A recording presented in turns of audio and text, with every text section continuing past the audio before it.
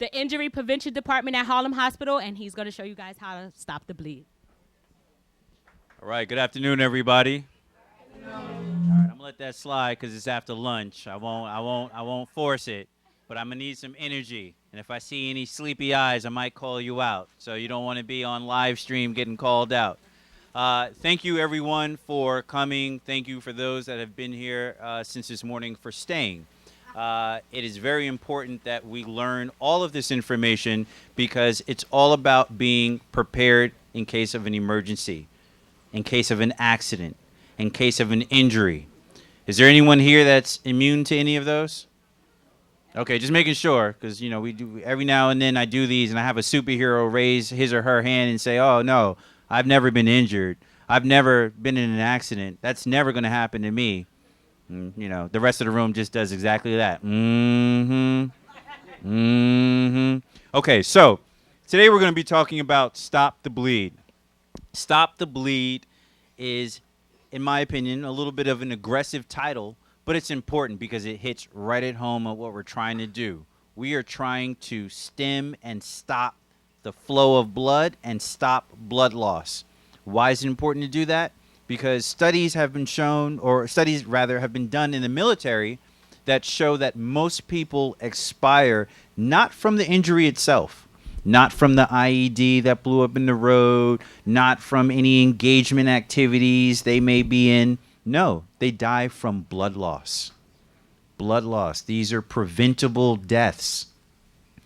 I don't want to use his name in vain, but most recently, uptown, we have the case of the young man, Mr. Guzman, who was attacked and stabbed repeatedly, and there's video of him running around seeking help. He hopped over a bodega counter, hopped back over a bodega counter, was kind of trying to get to the hospital.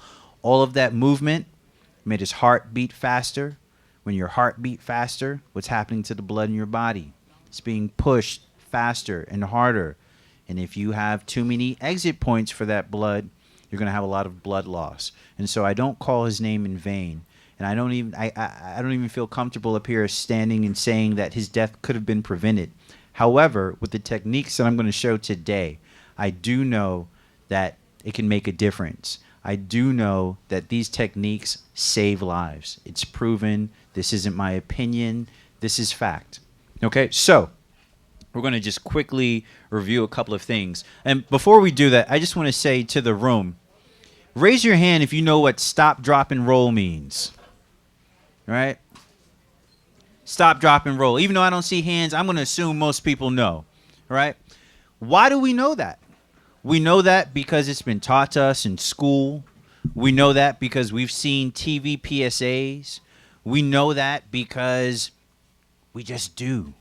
Right? But we didn't always know that. In the 1950s, rayon fabric was very popular, and a bunch of other fashion choices that we won't go back to. But the fabric was very flammable. And so what happened is people were being burnt up in all of these crazy fires, and people were like, whoa, what's going on? So rather than just attack the, fabric makers, I said, no, we need some public education. The very first TV PSA was a stop, drop, and roll TV PSA by Dick Van Dyke. He did the very first TV PSA for stop, drop, and roll. Stop, drop, and roll is so effective that they have to go back and reteach young people, because a kid will see a fire across the street and go, oh, fire, and stop, drop, and roll on the spot. So that's how effective that campaign has been. We want Stop the Bleed to be just as effective. The same way we talk about fire safety with our young people, we need to be talking about wound management. I was a latchkey kid. My mom made sure that I knew where the fire extinguisher was. I mean, she pretty much threatened my life if I burned our house down. So I had to know where the fire extinguisher was. I had to know what to do in the event of a grease fire. Not put water on it, use flour or salt. And so my parents made sure I knew these things. And so I know a lot of other parents make sure that their young people know these things as well. And so the same way we talk about fire safety, we need to talk about wound management. So I have a mannequin here. This mannequin has 3 different injuries on it. We have a bullet wound injury here at the top and on the back as well. And then we have a cut or piercing injury here at the bottom. Now, this may not look that bad, but as I walk around and I open it up, you can see it's pretty deep. It's a pretty deep cut. And so if someone around you were to sustain an injury like this, what do? Right? Where are my fighters from the active shooter scenario? These are my fighters, right? Or is this a new group? How many people saw the active shooter scenario? All right, so these are my fighters. Don't throw anything at me. But these are my fighters, right? Well, unfortunately, somebody got hit. We stopped the active shooter. We got help. We prevented deaths from those of us in the room, but somebody got hit. What do? The first thing you do, call 911, right? I'm not a medical trained professional. I don't know who all in this room is or is not, but you want to call 911. You want to get that process started. You don't want to be in the middle of trying to save somebody's life and be trying to get your phone out with one hand in the pocket, trying to save some. No, you don't want to do that. Call 911. If you are the person rendering aid or providing comfort to the person that has been injured, you want to be very intentional with your request to call 911. If I go, oh my God, somebody call 911, everybody hears that. They run over to see why I said it first, right? Because they want to see too. Oh, why do you say that? And then they go, okay, well, somebody has it, right? Because that was my call. I said somebody call 911. So somebody has it. All right, and the reality is the diffusion of responsibility states that nobody will make that call. So you want to be very intentional. If you're rendering aid, you want to say, you, sir, in the cream jacket, call 911. All right, you want to be very intentional. All right, so we've started that process. We've got 911. Help is on the way. But this person is bleeding, and it's a lot of blood. And we just discussed that most deaths are actually due to loss of blood. So now we have to use our stop the bleed or bleeding control techniques. The first technique is one that everybody kind of instinctually knows, is applying direct pressure. Okay? But in the event of a serious injury, we're not just talking about putting your hands on the wound, right? I know some of us are spiritual and energy people. We're not talking about laying hands on someone. We're talking about putting enough pressure to compress the veins and arteries to stop the flow of blood. So I want to be very clear on what direct pressure means in this type of scenario. Direct pressure means you got to put some oomph into it, and you have to hold it steady until help arrives. Now, when we talk about direct pressure, there are a couple of things that I just want to quickly go over. Some things that might be instinct that you might have to act against. If you have a t-shirt and you're applying direct pressure and you see blood starting to soak through that t-shirt, instinctually you might go, oh, whoa, this thing is soaked with blood. I need a clean shirt. And you take that off and you get another shirt and put it on, right? Because it's clean. It has to be clean, right? No, you do not want to remove. Once you started applying pressure, you do not want to let up until EMS taps you on the shoulder and says, we got it from here. Okay? If you do see whatever you're using start to pool with blood, you want to grab another t-shirt, towel, whatever you have, put it right on top, and continue that steady pressure. All right? The body is wonderful. It's a machine. As soon as you get injured, it starts to heal itself. And when you apply pressure and lift whatever material you're using up, you may inadvertently tear the small, thin layer that's already started to form, the blood that's already started to clot. Okay? So you want to be very careful. You want to apply pressure. If you feel it's getting too soaked, you put something else right on top and you maintain that steady pressure. Okay? So that's our first technique, direct pressure. But guess what? It's still bleeding. Now we're getting a little nervous because the injury looks bad. What do? It's okay. We stay calm because we have to help the person that's injured. Can't be two of us hollering around, rolling on the ground, right? That's not going to help anybody. Okay, so Our next technique is called packing the wound. That's it's exactly as it sounds. Okay, this is not the sexy part, but we're talking about saving lives. Okay, so I have here in this package, it's called Quick Clot. It's a hemostatic dressing. It means that the gauze inside has been embedded with a clotting agent, right? Now, they sell bleeding control kits at medical device stores. Very soon, you're going to start seeing them in schools. Police officers are all going to be equipped with bleeding control kits. The same way we see the Heimlich posters, the same way we see the first aid kits, you're going to see bleeding control kits next to that as well. But that's always the number one question I get. So where do I buy a tourniquet? Or where do I buy these things? The medical supply stores have them for you. Okay, so we're going to use our deep wound here. Yes, my lovely assistant, Miss Crystal Edwards. So in our deep wound here, right, we tried pressure. It's still bleeding. We need to take action. We're going to pack the wound. Okay, now ideally, you would want to use some type of gauze. If you don't have gauze, you use what you can. A lot of people always ask me, but what about infection? What about, it's an open cut. It has to be clean and sterile, right? Yeah, under ideal situations. But we lost the ideal situation when it was as soon as the guy with the gun walked in. That's not ideal. So I always tell people, the doctors have all the antibiotics in the world. They can take care of any local site infections. Don't worry about that. This is about stopping the flow of blood and saving a life or a limb. Okay, so when we talk about packing the wound, we're literally going to take our gauze or whatever material we have, and we're going to pack it into the wound. All right, and you got to get in there. And believe you me, this is not comfortable to the person that's injured. But that's when you have to step in and say, hey, I know, I'm saving your life. I'm saving your life. Help is on the way. You have to use whatever tools you have in your toolkit to keep that person calm while providing assistance. Okay? Because I guarantee you, if you save that person's life, you'll have a best friend for the rest of their life and your life. And they won't even remember the pain that they felt. Oh, my God, they saved my life. They'll be talking about you at Christmas, on birthdays, right? So don't worry about the pain, the momentary pain that person may be feeling, okay? So we've packed the wound. Now, I bet you most people didn't think that we could get the entire ace bandage in there when we started. But you'd be surprised, okay? And David's pretty strong, too, all right? So we've packed the wound. Help has not arrived yet, and it's still bleeding.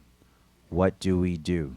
Okay? And I see some of the faces. I know that this can be a little icky to talk about, but again, everybody is here because they were driven to learn more about being prepared in case of an emergency, and unfortunately, sometimes emergencies are messy, sometimes they're uncomfortable, and they're always unplanned. Okay? So, with that said, this is a tourniquet. Anybody familiar with the tourniquet? You might see in the movies, all right? Somebody, a bomb goes off and somebody, and they tie it around the leg, or they take like a rubber tube. This is a tourniquet. The goal of the tourniquet is to apply enough pressure to compress the veins and arteries to stop the flow of blood. Okay? So, tourniquet works like a belt. We're going to loop it around the limb. Thank you. And while we're doing that, I just want to say, the techniques that we're talking about are techniques to be used in the extremities. Anything in the center mass, a tourniquet won't help. Direct pressure may or may not help. We don't know what's going on internally, right? You may see just a little bit of blood. I see your hand. You may see just a little bit of blood. However, there could be a lot of internal bleeding, okay? And so something that doesn't look serious may be very serious. Anything center mass, you want to get help right away. Anything in the junctional parts of your body, your shoulders, your hips, your elbows, all right? Those are areas where you would apply direct pressure. You can't use a tourniquet in those areas. If I tie a tourniquet to my elbow and then bend my arm, It's not going to maintain the pressure. Okay, so I do just want to quickly say that. And then we had a quick question. When you use the tourniquet, you have to know, do you put it above the wound or below the wound? Perfect. That was a perfect segue. She teed me up. The check is in the mail. Okay? So the question was, where do you apply the tourniquet? Okay? You always apply the tourniquet 2 to 3 inches above the wound. The easiest way for me to remember that is just use 3 fingers, and you want to apply it towards the center of the body. So if I get injured in my thigh, I want to apply the tourniquet above the injury towards the center of my body. Same with my arm. Now, let's say I get injured on my forearm. Am I going to put the tourniquet on my elbow, even though that's 2 to 3 inches above the injury? No, I'm not, because we just said we don't put a tourniquet at our junctional parts. We're going to put it slightly above. Okay, so we have the tourniquet in place. It's slightly above our injury, and we're going to pull it as tight as possible. Okay. Now, if you're doing this right, you should start to see the leg cinch in a little bit. Everybody see how it's a little cinched in here on the leg? That's the tightness and the amount of pressure that's actually needed to stop the flow of blood. Okay? So, once we have, before you twist that, once we have the belt tied all the way around, there's a piece here. It's my favorite new word. It's called a windlass. I didn't make it up, but I like to use an English accent when I say it. Windlass. Okay? This is used to get even more torque and pressure on the limb. You twist it, you twist it, you twist it, and what happens is it compresses the leg even further. Okay? And because it's a little tough to do this with the mic, we're going to do like they do on the cooking shows, and voila. Okay? And so once you twist, you lock it in place. You pull the strap over. There's Velcro on it. And you want to note the time. It's important to note the time so that EMS knows how long that part of the body has been without blood. Okay? There used to be a thought that after 20 minutes or so, the doctors may have to amputate the leg.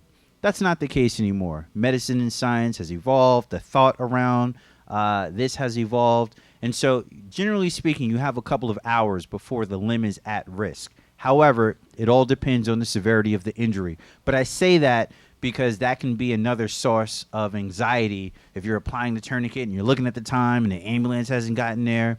All right. Remember, if you are providing aid, your job is to stay as calm as possible and to keep the injured person as calm as possible.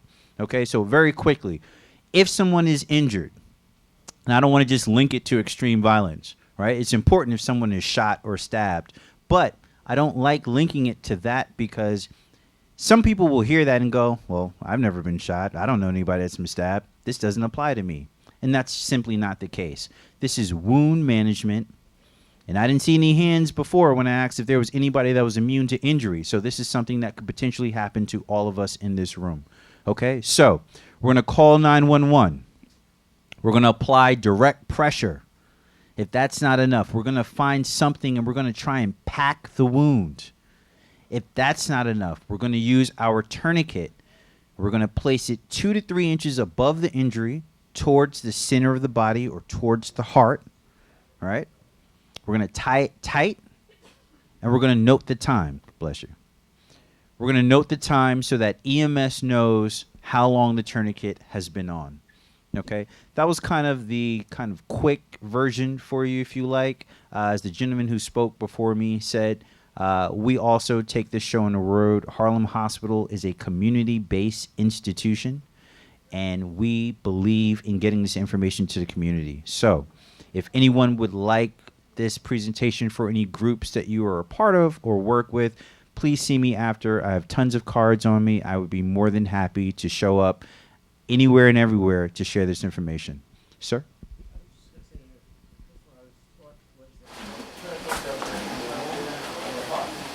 Yes, exactly. So, and that's much easier and more succinctly said than I said.